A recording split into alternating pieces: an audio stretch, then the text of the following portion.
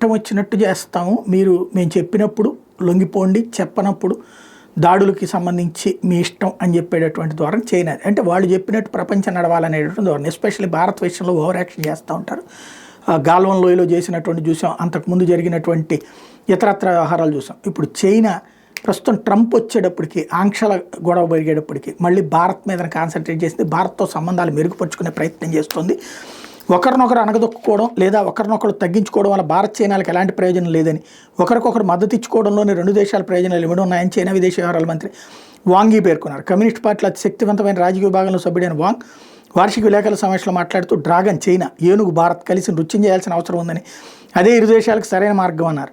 భారత్ చైనాల చేతులు కలిపితే అంతర్జాతీయ సంబంధాల్లో ప్రజాస్వామ్యం పరిడి వెళ్లడమే కాకుండా గ్లోబల్ సౌత్, దక్షిణార్థ గోళ దేశాలు కూడా బలపడతాయని అభిప్రాయపడ్డారు. బీజింగ్, న్యూఢిల్లీ దౌత్య సంబంధాలకు 75 ఏళ్ళు అవుతున్న సందర్భంలో భారత్తో కలిసి పనిచేయడానికి డ్రాగన్ సిద్ధంగా ఉందన్నారు. ప్రపంచంలో అతి పురాతన నాగరికతలకు పుట్టినిల్లైన రెండు దేశాలకు సరిహద్దు సమస్యలను ఎలా పరిష్కరించుకోవాలో, శాంతిని ఎలా కొనసాగించాలో తెలుసని చెప్పారు.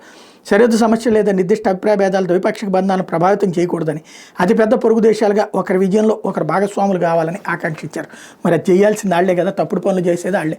భారతదేశం ఎప్పుడు వెళ్ళి చైనాను ఆక్రమించుకోలేదు, లేదా చైనాలో ఉన్నటువంటి భాగాలను ఆక్రమించుకోలేదు, లేదా భారతదేశంలో ఉన్న వ్యాపారాలు లాగేసుకొని భారతదేశం మీద కుట్రలు కుతంత్రాలు ఎప్పుడు చైనా చేసింది. కానీ చైనాలో ఉన్నటువంటి ప్రభుత్వాలు మార్చాలను, లేకపోతే చైనాలో ఉన్న రాజకీయాలు శాసించాలను ఎప్పుడు భారత్ అనుకోలేదు. అట్లాగే ఈశాన్య రాష్ట్రాలను ఎప్పుడు క్లెయిమ్ చేసింది చైనానే తప్పించి, చైనాలో ఉన్నటువంటి పార్ట్ టిబెట్ మాది అని చెప్పి భారత్ ఎప్పుడు క్లెయిమ్ చేయలేదు. ఎందుకంటే టిబెట్ ఆ రోజున భారత్లో కలవడానికి సిద్ధపడినటువంటిది, కానీ చైనా వాళ్ళు లాక్కున్నాడు, అయినా క్లెయిమ్ చేయలేదు. కాబట్టి ఇక్కడ తప్పు చేసింది చైనా.